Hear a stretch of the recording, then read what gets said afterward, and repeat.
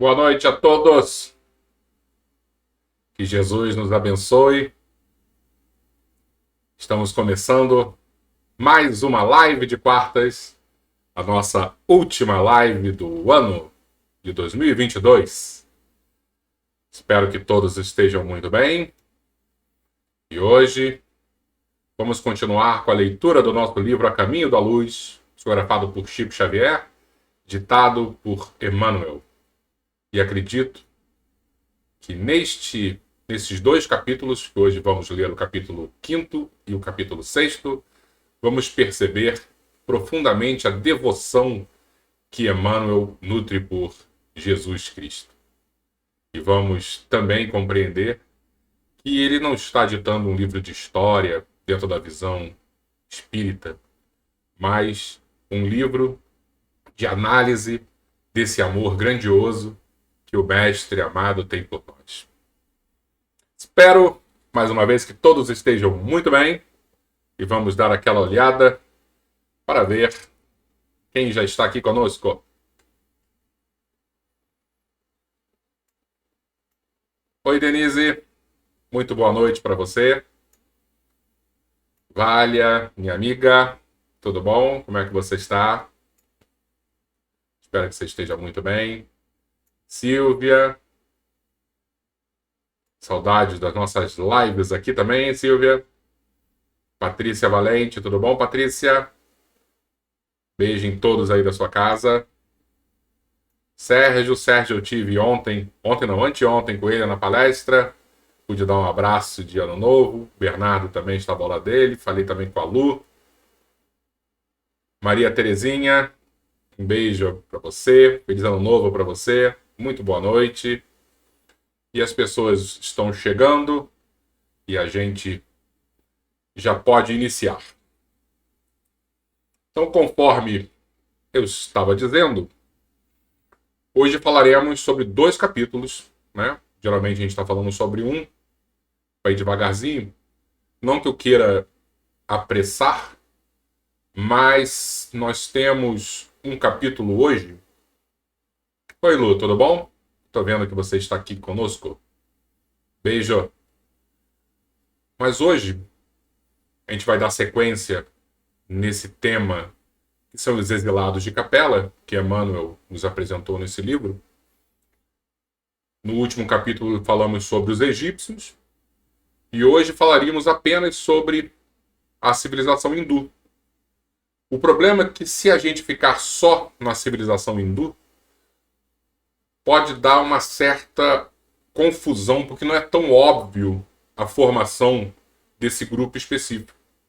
Então eu escolhi colocar dois capítulos juntos, justamente para a gente conseguir fazer um apanhado e entender que tanto os hindus quanto a família indo-europeia, que é o capítulo 6º, eles são formados pelos mesmos povos, né, pelo mesmo povo, que são os arianos. Tá? Então, para a gente compreender, fiz uma história bem simplesinha, bem bobinha. É aquele pai que não aguenta mais dois filhos e expulsa de casa os dois filhos. Falou assim, vocês vão embora, não aguentam, vocês estão realmente ultrapassaram todos os limites. Vocês vão agora ficar aí dentro da minha propriedade, mas não vão mais entrar na minha casa. Só quando vocês se mostrarem maduros, vocês vão poder voltar para casa. Um dos filhos, que era o religioso, ele acabou ficando ali pertinho, né? E resignado, humilhado por ter sido expulso e tentando voltar para casa, mostrar para o pai que estava, né, redimido. O outro filho, que não estava resignado, muito nervoso, desarvorado, saiu e foi embora. Então é mais ou menos isso que a gente vai falar hoje. Os arianos são esses filhos que foram expulsos de Capela. Aqueles resignados ficaram às margens dos rios ali na Índia. E os mais desarvorados foram para a Europa e rodaram o mundo inteiro, né? Principalmente para a Europa. Por isso que nós temos essa cultura que a gente chama de indo-europeia. Tá? E principalmente o nosso idioma, que tem o idioma mãe, seria um proto-indo-europeu. Então eu peguei aqui uma figurinha para a gente entender do que eu estou falando de idiomas, que vai ser útil lá na frente. Tá? Então nós temos essa árvore, e essa árvore tem o idioma mãe, é o indo-europeu. Se a gente pegar o galho para a direita, a gente vai cair no latim, no grego, né, nas línguas germânicas, que é o alemão, que é o inglês, o que a gente já mais ou menos já conhece. E se a gente pegar uma linha para a esquerda, nós vamos cair nos idiomas do Irã, que seria o persa antigo, o idioma mais famoso para hoje, para a gente falar, debater um pouquinho, seria o sânscrito, né, que é um idioma muito antigo da Índia. Então nós temos uma origem em comum. Então, dentro dessa origem comum, conta também uma outra historinha, porque em 1790 tinha um juiz inglês, né, chamado William Jones, que ele era profundo conhecedor do sânscrito, e ele começou a perceber que o sânscrito, os verbos, algumas palavras, eles tinham muita semelhança com os idiomas latinos. E aí sim criou-se toda esse estudo a respeito de um idioma em comum, indo-europeu, que deu origem para vários idiomas. Todos os idiomas vêm desse indo-europeu? Não. Se você for para o Oriente, você vai ter na China, por exemplo, uma outra família de idiomas. Temos idiomas semitas, que seria o árabe, né, o hebraico, o aramaico. Então existem várias famílias. A gente está falando especificamente do indo-europeu e mais específico ainda desse sânscrito, que vai ser importante para a gente fazer essa análise de hoje. A partir daí, eu acho que podemos começar. Deixa eu achar aqui a nossa cena com o livro para a gente ler em conjunto. Tá bom? Então vamos falar sobre a Índia. A Índia. A organização hindu. Dos espíritos degradados no ambiente da Terra, os que se gruparam nas margens do Ganges, que é um rio ali ao norte da Índia, foram os primeiros a formar os pródromos de uma sociedade organizada, cujos núcleos representariam a grande percentagem de ascendentes das coletividades do porvir. E Emmanuel vai falar muito sobre isso, que nós hoje somos o que somos porque existiu esse grupo específico, né, que balizou, que criou todo um ambiente espiritual, de tradições filosóficas. Então, tradições até materialistas, tudo que nós somos hoje, nós devemos a esse grupo de espíritos degradados de Capela que passaram por essa região do planeta. As organizações hindus são de origem anterior à própria civilização egípcia, a que a gente leu a última vez, no último capítulo, capítulo 4, e antecederam de muito os grupamentos israelitas, de onde sairiam mais tarde personalidades notáveis como as de Abraão e Moisés. Esse grupo israelita a gente vai falar semana que vem. As almas exiladas naquela parte do Oriente muito haviam recebido da misericórdia do Cristo, de cuja palavra de amor e de cuja figura luminosa guardaram as mais comovedoras recordações, traduzidas na beleza dos Vedas e dos Upanishads. Os Vedas e Upanishads são aqueles livros sagrados do hinduísmo, tá? Foram elas as primeiras vozes da filosofia e da religião no mundo terrestre. Olha que profundo isso. Então esses livros sagrados foram as primeiras vozes de tudo que envolve filosofia, religião no mundo terrestre, como provindo de uma raça de profetas, de mestres e iniciados, em cujas tradições iam beber a verdade os homens e os povos do porvir, salientando-se que também as suas escolas de pensamento guardavam os mistérios iniciáticos com as mais sagradas tradições de respeito. Aí ele vai dar uma pausa e vai falar sobre a origem dos hindus, porque aparentemente parece que nós vamos falar só sobre os hindus, né?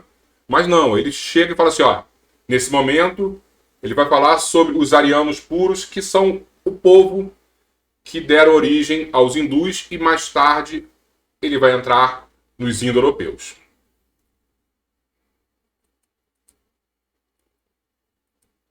Os arianos puros. Essa pureza não tem nada de espiritual não, tá, gente? É o pessoal que acabou de chegar na Terra, e eles não se misturaram ainda com outros povos. Simplesmente seria uma pureza, entre aspas, de genética. Não houve nenhuma mistura ainda. Era na Índia, de então, que se reuniam os arianos puros, entre os quais cultivavam-se igualmente as lendas de um mundo perdido, no qual o povo hindu colocava as fontes de sua nobre origem. Alguns acreditavam se tratasse do antigo continente da Lemúria, arrasado em parte pelas águas do Oceano Pacífico e Índico, e de cujas terras ainda existem porções remanescentes como a Austrália. A realidade, porém, a gente já viu isso, né? Qual já vimos, é que, como os egípcios, os hindus eram dos ramos da massa de proscritos da capela, exilados no planeta. Deles descendem todos os povos arianos que floresceram na Europa e hoje atingem um dos mais agudos períodos de transição na sua marcha evolutiva. Então, tudo que é povo europeu vem desses arianos. Mas quando a gente está falando já de europeu, a gente não está mais falando no ariano puro, porque quando eles chegaram aqui, os arianos puros chegaram na Europa, eles se misturaram com todos os povos que já existiam, e esses povos não vieram de Capela. E quando ele diz aqui um período, né, complicado que a Europa está passando, lembrando que em 1938, quando o livro foi psicografado, era entre a Primeira e a Segunda Guerra Mundial. Então, no meio daquela confusão europeia, Emmanuel estava escrevendo isso. O pensamento moderno é o descendente legítimo daquela grande raça de pensadores que se organizou nas margens do Ganges, desde a aurora dos tempos terrestres. Tanto que todas as línguas das raças brancas guardam as mais estreitas afinidades com o sânscrito, originário de sua formação e que constituía uma reminiscência da sua existência pregressa em outros planos. Então, aquilo que a gente falou, né, dos idiomas indo-europeus, o sânscrito é muito próximo dos nossos idiomas latinos, por exemplo. E ele diz que o sânscrito é uma reminiscência do idioma que eles falavam lá em Capela. Tá?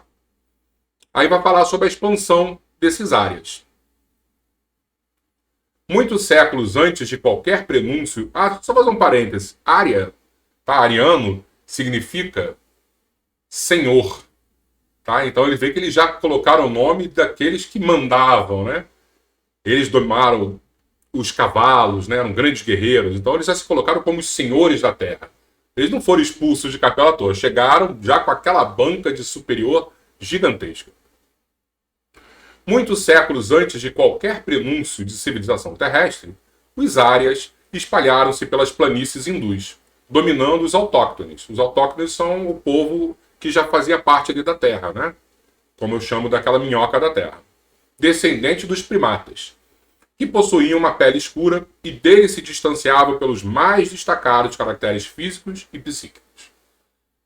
Que comparação eu faço em relação a isso? É como se um adulto saísse com vários adolescentes. Uma coisa é sentar, achar bonitinha a conversa, tal. Outra coisa é você ter que conviver, viver, dividir seu espaço o tempo inteiro. Chega um momento que vê assim, gente, olha só.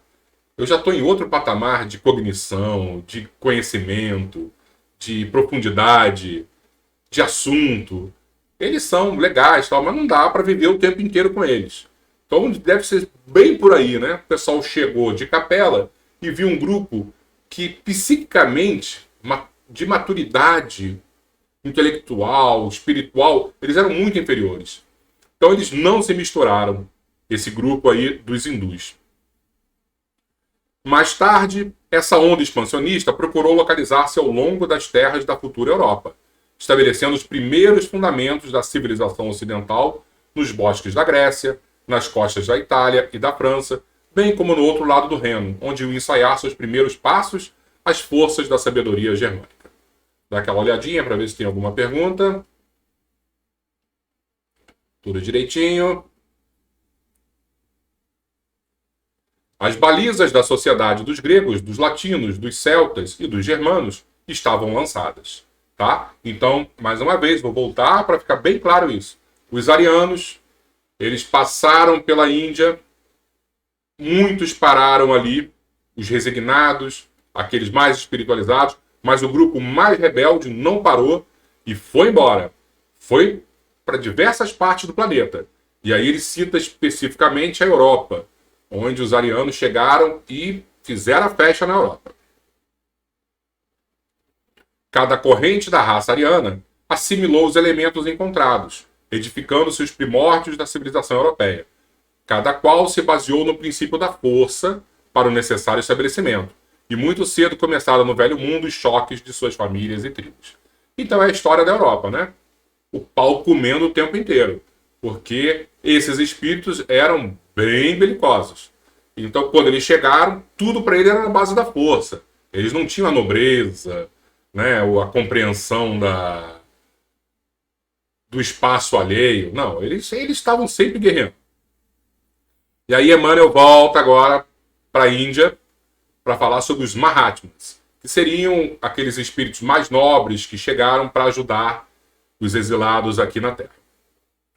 Da região sagrada do Ganges, partiram todos os elementos e resignados com a situação.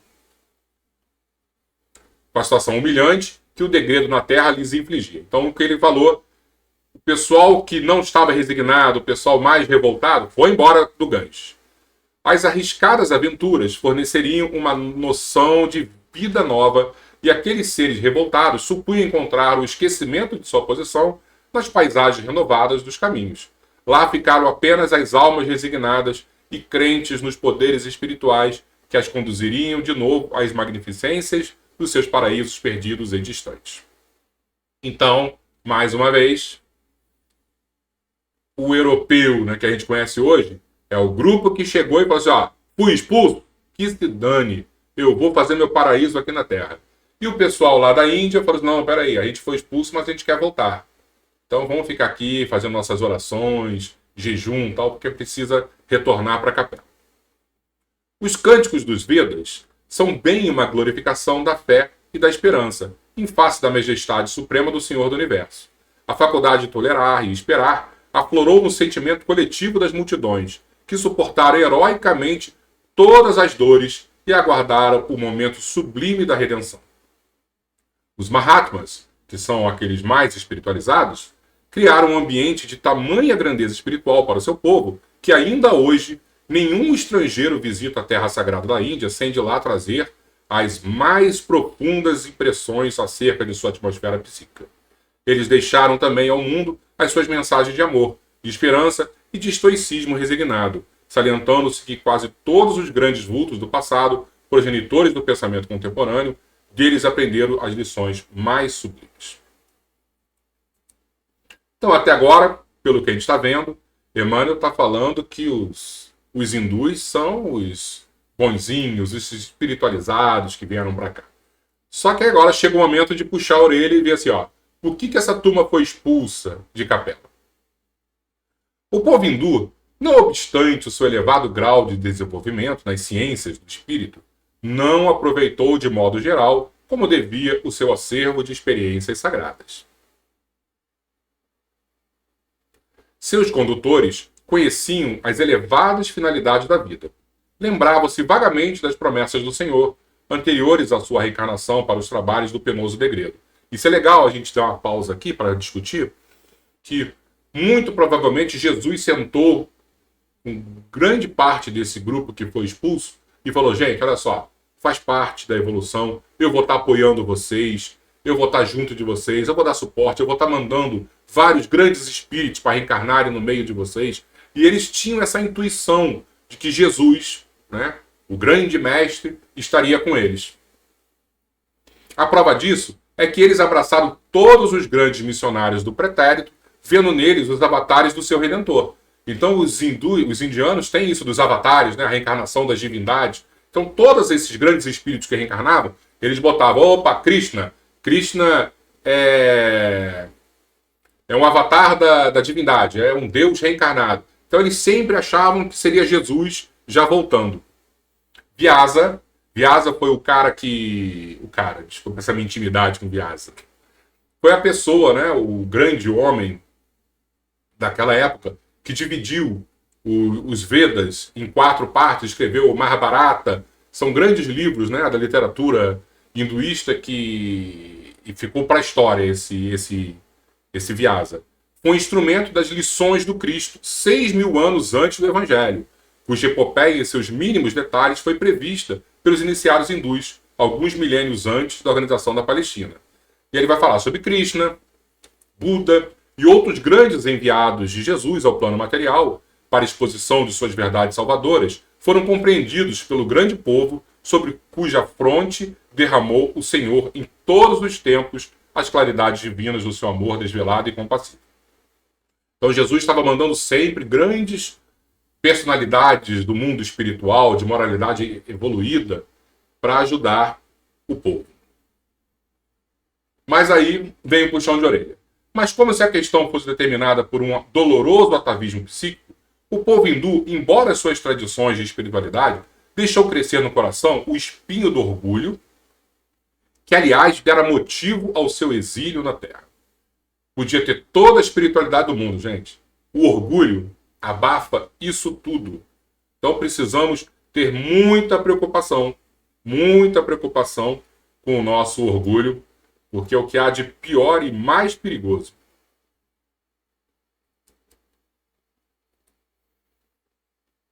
Deixa eu ver aqui. Em breve, a organização das castas separava as suas coletividades para sempre. Quem viu aquela novela da... acho que foi Glória Pérez, né? Que fez uma novela sobre os indianos, que tinha as castas, tinha o Dalit, que era o pária, que não podia casar com o Rajá. Então é mais ou menos isso. Na Índia, você tem umas hierarquias, que não é uma hierarquia comum, né? É algo espiritual, social, é muito, muito distante um grupo do outro, onde nem a tua sombra pode encostar numa hierarquia superior, porque a pessoa está impura. Por isso está falando, claro, da base da pirâmide, que são os párias. Em breve, a organização das castas separava as suas coletividades para sempre. Essas castas não se constituíam num sentido apenas hierárquico, mas com a significação de uma superioridade orgulhosa e absoluta. As fortes raízes de uma vaidade poderosa dividem os espíritos no campo social e religioso. E ele vai dar uma pausa e vai falar sobre, nesse momento, as castas superiores. Os filhos legítimos do país dão-se o nome de Árias, designação original de sua raça primitiva, e o seu sistema religioso, de modo geral, chama-se Arya Dharma, que eles afirmam trazer de sua longínqua origem, em cujo seio não existem comunidades especiais ou autoridade centralizada, senão profunda e maravilhosa liberdade de sentimento. E ele vai falar sobre agora as castas, os rajás e os párias. Na verdade, esses sistemas avançados de religião e filosofia evocam o fastígio da raça no seu mundo de origem, de onde foi precipitado ao orbe terreno pelo seu orgulho desmedido e infeliz. Que a gente falou do orgulho, né? O perigo que é o orgulho. Os arianos na Índia, porém, não se compadeceram das raças atrasadas que encontraram seu caminho, e cuja evolução devia representar para eles um imperativo de trabalho regenerador na face da Terra. Os aborígenes foram considerados como párias da sociedade, de cujos membros não podiam aproximar-se sem graves punições e severos castigos. Então o pessoal vem de capela, chega aqui, quando vê o povo da Terra, fala, ih, gente, isso é ralé, não vamos misturar de jeito nenhum. Já criaram logo uma casta, nós somos superiores, vocês são inferiores, não nos misturamos porque vocês são psicicamente, moralmente, tudo inferior. E por isso que eles foram expulsos de lá.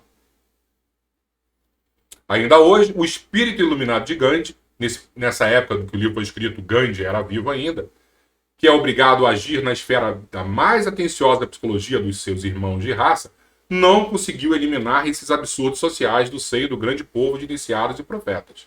Os párias são a ralé de todos os seres e são obrigados a dar um sinal de alarme quando passam por qualquer caminho, a fim de que os venturosos se afastem do seu contágio maléfico. A realidade, contudo, é que os rajás soberanos, ao influxo da misericórdia do Cristo, voltam às mesmas estradas que transitaram sobre o dorso dos elefantes ajaizados de pedrarias, como mendigos desventurados, resgatando o pretérito em avatares de amargas provações expiatórias. Os que humilharam os infortunados do alto de seus palácios resplandecentes retornam aos mesmos caminhos, cheios de chagas cancerosas, exibindo a sua miséria e a sua indigência. E o que é de admirar-se é que nenhum povo da Terra tem mais conhecimentos acerca da reencarnação do que o hindu, ciente dessa verdade sagrada desde os primórdios da sua organização nesse mundo.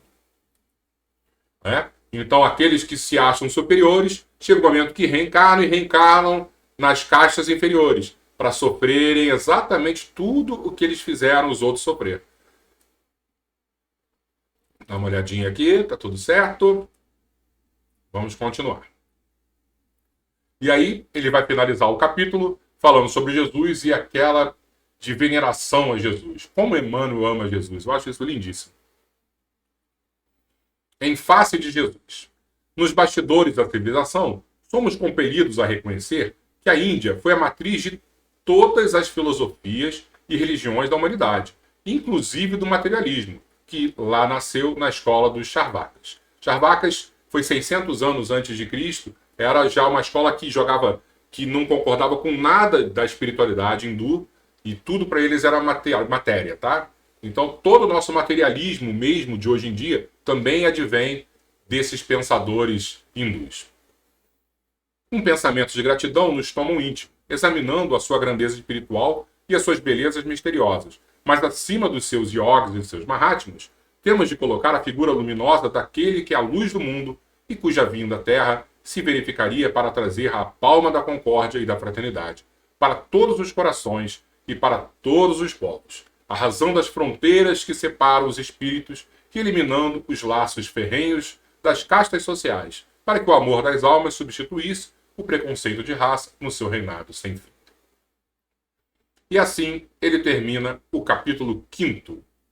E vamos agora... Espera aí que a Siri está falando comigo aqui.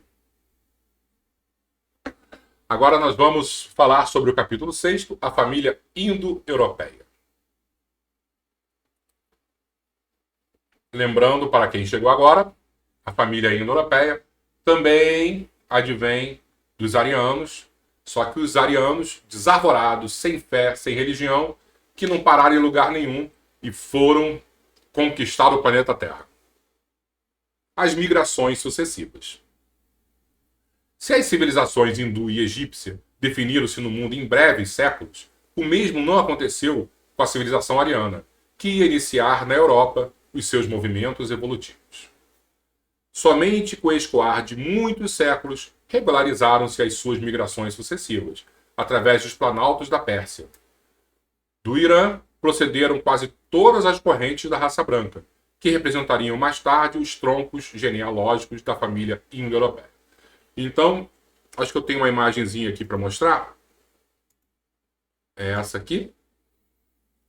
Emmanuel diz que os arianos surgem bem no meio desse mapa aí. É tão pequenininho que não aparece nem o nome do país. Daquela antiga União Soviética, sabe? Aqueles Quijikistão da vida. O nome é o Tajiquistão. Tem a Índia, tem o Paquistão, em cima tem algo que eu não estou lendo, e em cima desse que eu não estou lendo tem um númerozinho 7, que é o Tajiquistão.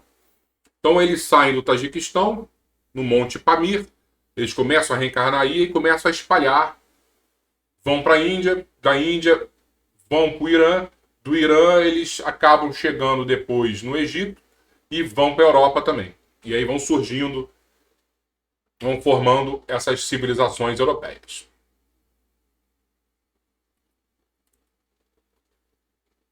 Somente com o escoar de muitos séculos regularizaram as suas migrações sucessivas através de planos da Pérsia. Do Irã procederam quase todas as correntes da raça branca. Isso a gente já leu, né? Conforme afirmávamos, os arianos que procuravam as novas emoções de uma terra desconhecida eram, na sua maioria, os espíritos revoltados com as condições do seu degredo. Pouco afeitos aos mistérios religiosos, que, pela força das circunstâncias, impunham uma disciplina de resignação e humildade, não cuidaram da conservação do seu tradicionalismo, na ânsia de conquistar um novo paraíso e serenarem assim as suas inquietações angustiosas. Eles não queriam serenar nada, eles queriam era andar e fazer o paraíso na Terra. Aí o motivo da ausência de notícias históricas, porque quando a gente estuda história, esses povos aí, a gente tem notícias de 4, 5 mil anos atrás somente. Mas Emmanuel está dizendo que são 10, 12 mil anos.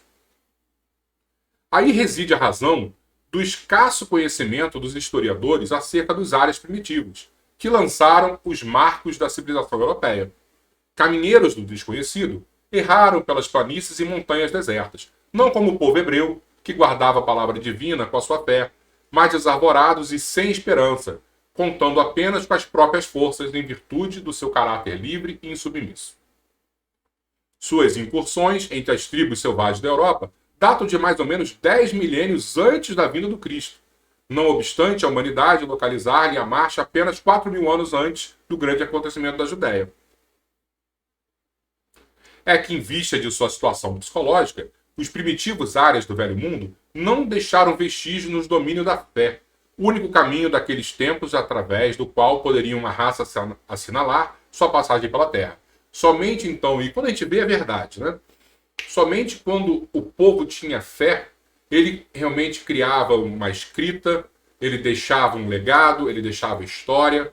Vide os hebreus, né, com a história de Abraão, de Moisés, ou os hindus, com os Vedas, o Upanishads, né, o Mahabharata, né, todos os livros, os grandes livros sagrados do hinduísmo. Se não fosse a base da fé, né, os egípcios também, como a gente falou sobre toda a devoção pela espiritualidade, pelo culto à morte, se não fosse por isso, não entrava na história da humanidade. Mais revoltados e enrijecidos que todos os demais companheiros exilados no orbe terrestre, suas reminiscências da vida pregressa nos planos mais elevados, qual a que haviam experimentado no sistema de capela, traduziam-se numa revolta íntima, amargurada e dolorosa contra as determinações de ordem divina. Apenas muito mais tarde, com a contribuição dos milênios, os celtas, lembrando dos celtas, Allan Kardec, por exemplo, era um celta, era um druida, ele era um sacerdote celta, né, que chamava-se druida. Então, isso é um exemplo, né, claro, de um personagem celta religioso. Os celtas retornaram ao culto divino, venerando as forças da natureza, junto dos carvalhos sagrados, e os germanos iniciaram a sua devoção ao fogo, que personificava a seus olhos a potência criadora dos seres e das coisas, enquanto outros povos começaram a sacrificar vítimas e objetos aos seus numerosos deuses. Só um parênteses, quando eu falei Allan Kardec, a gente não está dizendo dessa última encarnação, né? A gente lembra que o professor Rivaio foi comunicado que uma vida passada, longínqua, ele era um celta. Então, uma das vidas passadas, ele era o tal do Allan Kardec. E aí, Emmanuel faz o contrário. Se nos hindus ele começou a elogiar e depois ele falou da questão das castas, os indo-europeus ele puxa a orelha e agora ele começa a elogiar a grande virtude dos árias europeus. Vou beber uma aguinha aqui.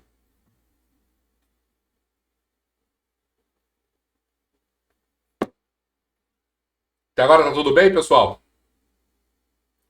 Estão acompanhando direitinho aí? Acho que sim, né? Eu estou desarvorado aqui também, que nem um indo-europeu, mas eu acho que está dando para entender, né? Qualquer coisa, escreve aí, por favor. A grande virtude dos árias europeus. A misericórdia do Cristo, porém, jamais deixou de acompanhar esse grande povo no seu atribulado desterro. Ao influxo dos seus emissários, as massas migratórias da Ásia se dividiram em grupos diversos que penetraram na Europa, desde o Peloponeso, ali pela Grécia, né, até as vastas regiões da Rússia, onde se encontram os antepassados dos gregos, dos latinos, dos samnitas, dos úmbrios, gauleses, citas, iberos, romanos, saxônios, germânios, eslavos. Então tudo que a gente conhece e tudo que a gente viu também naquele mapa de aquela árvore de idioma, está tudo aí. Essas tribos assimilaram todos os elementos encontrados em seus caminhos, impulsionando-lhes os passos nas sendas do progresso e do aperfeiçoamento.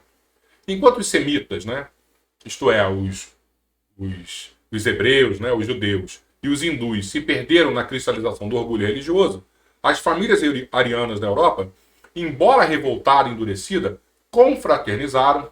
Eu gosto do termo do Emmanuel, confraternizar. Eles se misturaram, né, eles tiveram filhos, casaram, misturaram cultura, fizeram a festa com os selvagens. E nisso reside a sua maior virtude, assimilando os aborígenes engendraram as premissas de todos os surtos das civilizações futuras. Né? E quando a gente para pensar nisso, imagina o pessoal chegando com um corpo provavelmente já mais avançado também, porque o perispírito dele já estava consolidado, e a gente viu no início do livro que o perispírito dos primatas aqui, né, dos seres nossos primitivos, ele quando fala primatas sempre entre aspas, como Emmanuel escreve no livro, o pessoal não estava ainda solidificado. Então quando eles chegaram, eles já passaram um corpo físico já mais estabelecido. E quando eles misturaram... Espera aí que a Siri está querendo participar. E quando eles chegaram e eles começaram a se misturar, isso deu um baita de um upgrade nos corpos físicos das pessoas aqui da Terra. Nessa movimentação para o estabelecimento de novo habitat, organizaram as primeiras noções políticas da vida coletiva, elegendo cada tribo um chefe para a direção de sua vida em comum.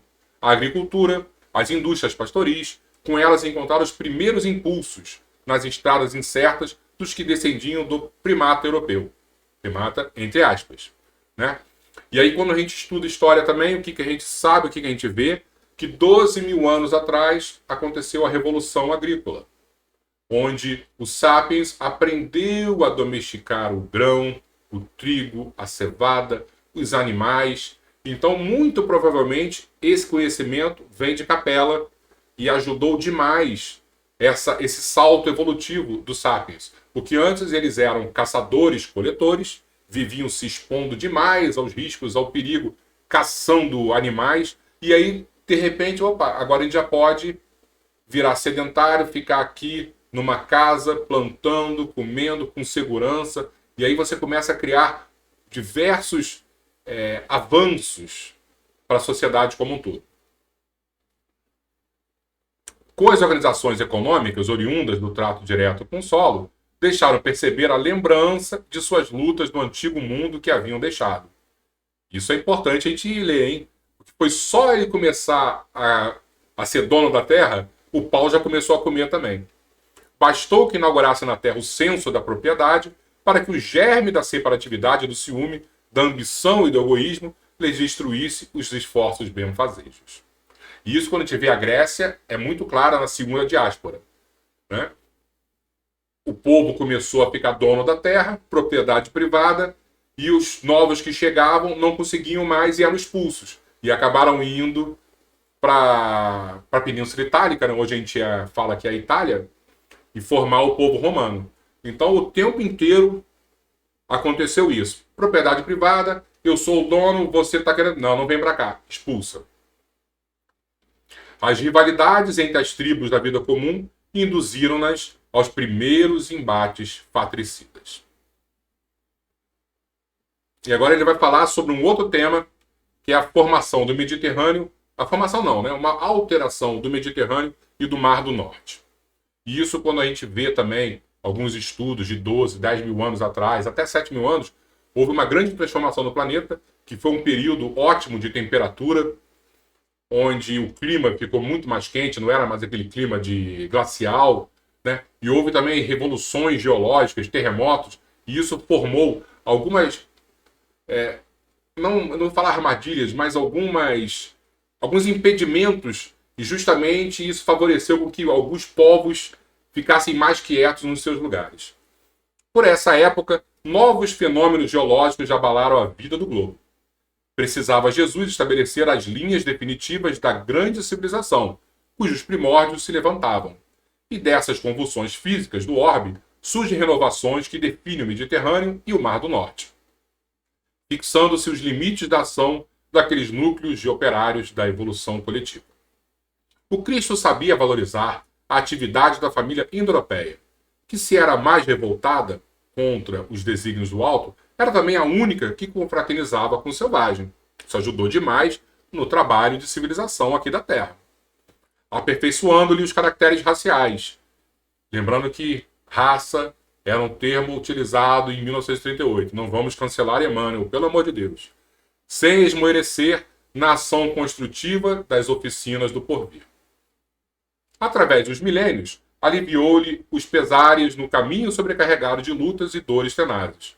Assim, enviou-lhe emissários, Jesus sempre enviando grandes emissários para todos os povos, né? Em todas as circunstâncias, atendendo-lhe os secretos apelos do coração, no labor educativo das tribos primitivas do continente. Suavizou-lhe a revolta e a amargura, ajudando a reconstruir o templo da fé, na esteira das gerações, nos bosques da Armórica, os celtas, de novo falando dos celtas, né? Antigos levantaram os altares da crença entre as árvores sagradas da natureza. Doces revelações espirituais caem na alma desse povo místico e operoso, que muito antes dos saxões povoou as terras da Grã-Bretanha. A reencarnação de numerosos auxiliares do mestre em seus labores divinos opera uma nova fase de evolução no seio da família indo-europeia, já caracterizada pelas mais diversas expressões raciais. Então, quando diz mais diversas, é porque, como eles se misturaram, não existia mais esse sentido do ariano puro, que não tinha se misturado, eles já misturaram totalmente com os autóctones, né? Então aí você tem cada um com uma característica física, entre aspas, racial diferente. Enquanto os germanos criaram novas modalidades de progresso, o Lácio se ergue na Itália Central, entre a Etrúria e a Campanha. Ele está falando de Roma especificamente, né? A Grécia se povoa de mestres e cantores, e todo o Mediterrâneo Oriental envolve com o uso da escrita adquirido na covizinhança das civilizações mais avançadas.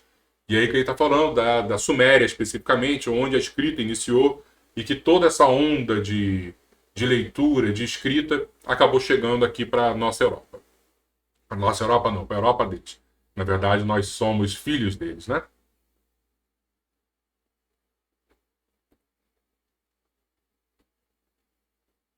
Vamos lá? Os nórdicos e os mediterrâneos. Lembrando que quando ele fala nórdico, ele não está falando de norueguês, né, de sueco, não. Ele está falando mais o pessoal que a gente hoje falaria assim, Alemanha, né, Bélgica, uma turma mais do norte da Europa. E os mediterrâneos ele vai falar realmente do pessoal da França, da Itália. A gente vai ver por que ele está falando aqui. Mais uma vez, estava no meio da guerra, gente. Então ele tem que trazer isso para o dia a dia do povo, né? De 1938. O fenômeno das trocas e os primeiros impulsos comerciais levantam, todavia, longa série de barreiras entre as relações desses povos. De um lado estavam os nórdicos e de outro permaneciam os mediterrâneos, em lutas acérrimas e constantes. A rivalidade acende nessas duas facções os fogos da guerra, sob os céus tranquilos do velho mundo. Uns e outros empunham as armas primitivas para as lutas de extermínio e destruição de hostes inimigas. E a linha divisória dos litigantes se alonga justamente no local onde se traçam os limites da França e da Alemanha contemporâneas, né? Então, desde que esses países são países, eles estão na guerra. É a Guerra Franco-Prussiana, a Primeira Guerra Mundial, a Segunda Guerra Mundial, anterior à Franco-Prussiana, também muita guerra. E se a gente pega França e Inglaterra, muita guerra. O europeu gosta de um quebra-pau, né? É como se explica essa intensidade de aversão racial entre as duas nações, contadas entre as mais progressistas e operosas do planeta. Tal situação psicológica entre ambas haveria de tornar-se em fatalidade histórica, oriundo dos atritos entre o germanismo e a latinidade, nas épocas primitivas. O que se não justifica, porém, é a perpetuação dessas animosidades no curso do tempo, pelo que se impõe como imperativo constante a concentração de todos os pensamentos no objetivo da fraternidade geral. Mais uma vez, ele vai dar aquela passada na mão na cabeça, porque podia ser muito belicoso, mas trouxeram muitos avanços para a sociedade atual. Origem do racionalismo. Os arianos da Europa, como ficou esclarecido, não possuíram grandes ascendentes religiosos na sua formação primitiva, em vista do senso prático que os caracterizou nos primeiros tempos de sua organização. O racionalismo de suas concepções, a tendência para as ciências positivas e o amor pela hegemonia e liberdade são, dessa maneira, elucidados dentro da análise dos seus primórdios. Em matéria de religião, Quase todos os seus passos foram orientados pelos povos semitas e hindus, mas pelo cultivo da razão, puderam aperfeiçoar a ciência até as culminâncias das conquistas modernas. O mundo, se muitas vezes perdeu com as suas inquietações e com suas lutas renovadoras, muito lhes deve pela colaboração decidida e sincera no labor do pensamento em todas as épocas e períodos evolutivos. Né? Então, quando a gente vê hoje que somos espíritas, é porque existiam iluministas que romperam com uma fé cega e começaram a racionalizar tudo, a perguntar tudo, a enxergar a ciência como base da civilização. E Kardec herdou esse cientificismo e acabou criando o Livro dos Espíritos, que na verdade é um resgate da moralidade. Mas se não houvesse as perguntas de Kardec, não haveria o Livro dos Espíritos. Então, como esse pensamento prático, né, técnico dos nossos indo-europeus, como isso favoreceu o mundo atual? E para finalizar, as advertências do Cristo. A sua confraternização com os terrícolas primários encontrados no seu caminho constitui uma dívida sagrada da humanidade para com os seus labores planetários. Então nós possuímos uma dívida com esse povo que estava desarvorado, desesperado, mas que deixou tanto legado para a gente. O Senhor da semeadura e da seara não lhe desconhece essa grande virtude. E é por isso que as exortações de toda a natureza são por ele enviadas do alto, nos tempos que correm às nações europeias. Ele está falando lá desse período terrível das guerras, né? A fim de que se preservem do extermínio e da destruição terrestre, arrancando-as do primitivismo para um elevado nível de aperfeiçoamento nos grandes trabalhos construtivos da evolução global. Se erraram muito, foram igualmente muito sinceras, porque a sua inquietação era por levantar um novo paraíso para si mesmas e para os homens terrestres, com cujas famílias fraternizaram-se desde o princípio. Faltaram-lhe os valores espirituais, de uma perfeita base religiosa. Situação essa para o qual concorreram inegavelmente na utilização do livre-arbítrio. Mas o Cristo, nas dolorosas transições deste século, aí está falando das guerras, há de amparar-lhe as expressões mais dignas e mais puras, espiritualmente falando, e no momento psicológico das grandes transformações, o fruto de suas atividades fecundas há de ser aproveitado como a semente nova para a civilização do porvir. E aí você vê nitidamente que Emmanuel foi cirúrgico e profético. O que transformou-se a Europa no pós-guerra? Né? Quando a gente vê como civilização um nível de educação, não estou falando de moralidade, estou falando de ciência, de educação, de respeito, né? Mudou muito. Então tudo isso foi investimento de Jesus em cima de uma sociedade que era muito belicosa e que de alguma forma estão tentando se aturar, né, e conviver dentro de uma certa paz. Às vezes quando aparece uma turma querendo uma guerra aqui, como hoje a gente está vendo a Rússia e a Ucrânia, mas dentro de uma Europa mais ocidental, houve muita evolução. Semana que vem, então, o povo de Israel. E eu acho que, dependendo das perguntas, eu acho que está todo mundo direitinho aqui, podemos caminhar para o encerramento, né?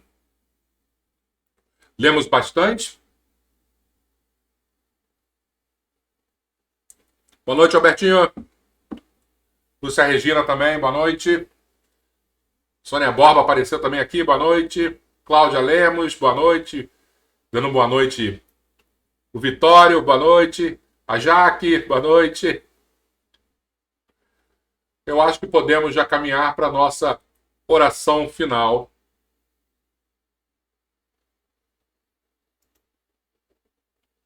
Eu só esqueci de mudar a cena do livro, né? Eu fiquei lendo aqui e vocês não estavam provavelmente acompanhando, lendo comigo. Mas espero que vocês tenham o livro também em casa para que a gente possa ler junto. Peço desculpas aí porque eu cometi essa falha. Mas acho que deu para pegar e entender. Vamos fazer então a nossa prece final? Oi, Lorane, boa noite. Então vamos lá, vou colocar a nossa telinha final para a gente encerrar com toda a paz que esse Mestre Jesus, que fora tanto citado hoje por Emmanuel e está nos nossos corações, esteja sempre conosco. Vamos lá, pessoal. Vamos fechar os nossos olhos. Vamos lembrar daquele que permite que a humanidade caminhe, que nos ajuda, que nos dá o suporte necessário, que influencia, respeitando o nosso livre-arbítrio, mas influencia nas nossas decisões, porque o amor dele é tão profundo por nós que nenhum ser da criação fica imune a essas emanações. Vamos ter a certeza de que quando buscamos a sintonia com o Mestre, a força desta ligação é tão profunda que jamais ficaremos sem ser atendidos. Se as respostas, se as soluções dos nossos problemas não surgem imediatamente, é porque para tudo existe um tempo, para tudo existe um momento. Não vamos nos desesperar, não vamos duvidar, mantenhamos a fé, mantenhamos a esperança. Dias melhores virão, com certeza, mas aproveitemos também os percalços, as dores, os tropeços. Todos os momentos de nossas vidas são importantes. O sorriso após as lágrimas tem um valor gigantesco. O abraço após a briga é libertador. Aproveitemos os momentos que Jesus nos apresenta, todos eles, para caminharmos, para levantarmos, para ajudarmos aqueles que ainda não se colocaram de pé novamente. Lembremos do Mestre que há 2000 anos aqui no meio de nós nasceu sem nenhuma necessidade para ele, apenas por amor a todos nós. Lembremos sempre deste gesto. E mais um ano que se inicia, que todos possamos estar juntos nessa corrente de bem, de amor, de oração, que a humanidade continue a caminhar sempre em direção à luz. Assim seja, assim. Que Deus, nosso Pai que está no céu, nos abençoe. E que Jesus, tão próximo de nossos corações, continue a intensificar esse trabalho em nossas vidas. Obrigado, Senhor. Muito obrigado.